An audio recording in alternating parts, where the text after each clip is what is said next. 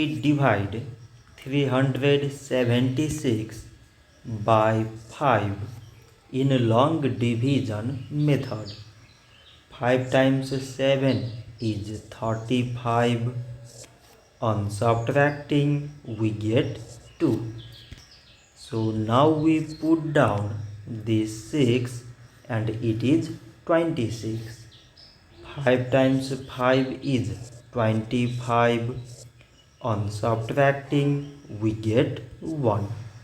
So now we have no any other number to put it down.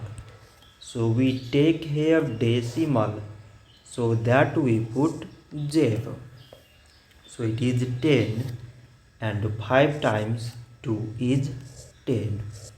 On subtracting we get 0. So 376 divided by 5 is 75 decimal 2. So this much for today and thanks for watching.